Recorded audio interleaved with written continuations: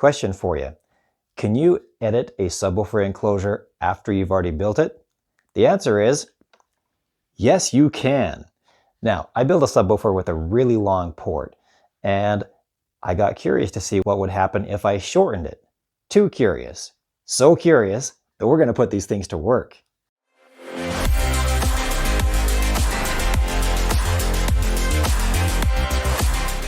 So in today's video, we're going to set out to answer the question, do you lose performance by shortening the port? Do you gain performance? I don't know what's going to happen, but we're doing it for science. I thought that rather than drag this thing all the way upstairs and out to the garage, I would just drag it into the man cave and maybe see if we can make some edits. Now, true, this thing was built for one purpose, to get as low as possible, do sound wave demonstrations, but before I bring it to school, I kind of want to make it do other cool stuff too. So I'm going to bring up the tuning frequency a little bit, at maybe up around 20 hertz, and that should be a pretty fun, usable frequency. So here we go.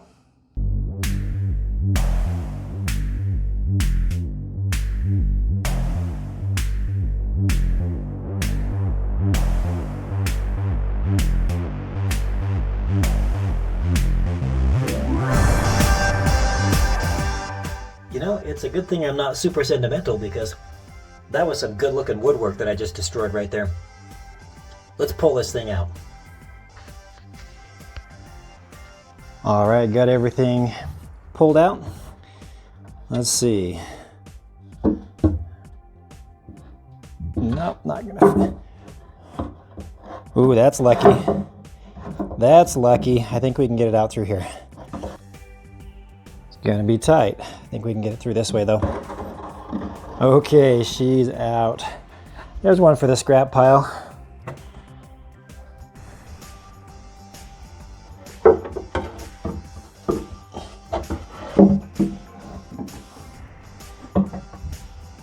Well, now we can check the quality of the woodwork. Looks good to me. These drums are wondering if they're gonna get all dusty. Everything gets all dusty with sawdust. Okay, now, this is the weirdest thing. I do not remember putting any black dye on there. Oh, you know what? It's because I did this upside down. I painted the port upside down, that's why. Okay. Next up, we have the Lifesaver tool. I'm just gonna, it might take an hour or so, but I'm just gonna start cutting those edges out. And with that much internal volume now open, I might just want to put in some bracing, but I'm gonna make that decision. With the 1-inch Baltic birch, I'm not super worried about it. With that much volume and only a 15-inch driver, I may or may not need it. We'll see.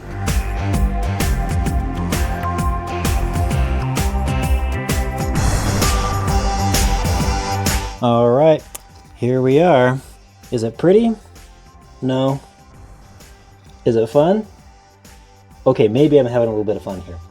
But yeah, we lost one layer of plywood there. That's not the end of the world, and it's only in some spots.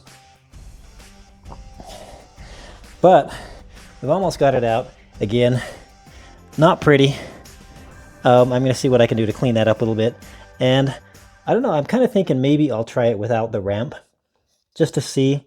It's gonna be tough to get anything to seal with that edge that's not perfectly straight anyway. So just for fun, again, this is gonna be a real short video, real informal. I'm gonna put it on REW once I get it back together, just to see what difference it made, to satisfy my own curiosity, and you guys might wanna know too.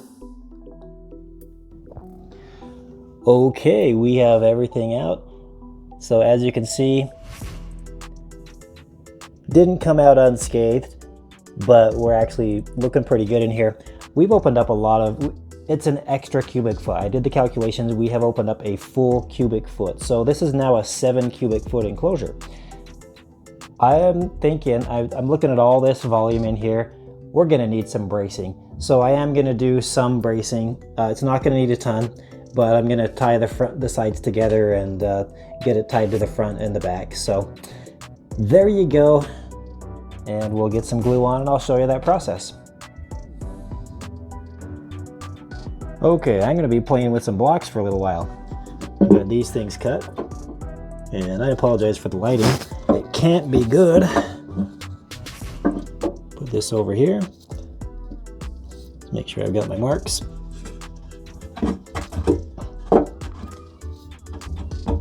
It's stuck. Must have cut it a little bit too close. You want it to be a tight fit, right?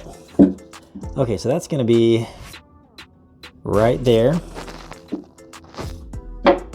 And then I'll have some of these just for extra grab, if you guys can see that. I'll have one over on this side. All right. And there's a side-to-side brace. And then of course, I'll have another block in the middle, connecting that, and then we'll connect it to the top. And we'll even put some more of these guys on, just for some extra grab. Let's glue it up. Bracing is all in. It is time for damping. Now I'm gonna just be doing updates because it's nearly impossible to do this while holding a camera. And I don't really have a good place to set it up that will show you the inside of the subwoofer. So I'll show you what it looks like when I'm all done. Okay, damping is in. If I need to, I'll go in and damp a little bit more, but I'm gonna try this out, see how it goes. Okay, I'm gonna drag this thing back into the theater, and then I'll have my man cave back. Don't worry, drums. Those big bad tools aren't gonna hurt you. Let me take a second and answer the most commonly asked question that I get on this channel, and that is, what amp is that? These are speaker power amps, and as you can see, I'm a fan of them. They come in several flavors like the 2400 watt, the 4000 watt, and even the 6000 watt version. The next question is, where do you get them from? I get them from the great people over at GSG Audio Design. If you like the idea of having high impact audio in your home, take some time to visit their website. If you want a righteous build in your theater or living room, but don't want to go through the design phase, or if you only have a few basic tools, let GSG Audio Design do the work for you. You can order one of their subwoofer flat packs. They have pre-cut designs for all of your subwoofer needs. They even have subwoofer drivers and finished subs with or without the amp. Can you order the mighty Stereo Integrity HS24, or 2 of them, or 3 of them? Yes, you can. I did. You probably didn't know that I have a third HS24 hiding somewhere in my home. That'll be revealed in a future video. Now you might be thinking, if I go to that website, I'm going to want to buy everything on there. And that's only because you probably will. And how are you going to afford it? You can get a discount by clicking on the link in the description below, or you can go to their website and enter the discount code that you see on your screen. The people over at GSG Audio Design are some of the best people you'll ever work with. I can say from personal experience that their customer service is top-notch, and they are very responsive to customer questions. So head on over to GSG Audio Design and have a look at all of the cool stuff that they have. Okay, here we are with REW. I'm going to open up the last 2 measurements that had no compression. That was number 16. This is the longer port with damping. As you can see, decent looking flat curve.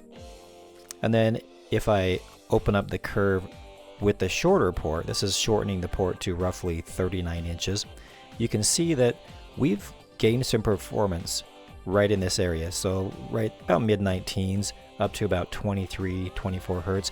Now, I have discovered with the help of subwoofers that my classroom at school has a resonant frequency of right around 24 hertz. So this is perfect.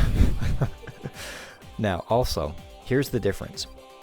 If you want a low frequency king, which this subwoofer is anyway, then go with the longer port. It's got a slower roll off in the lower frequencies.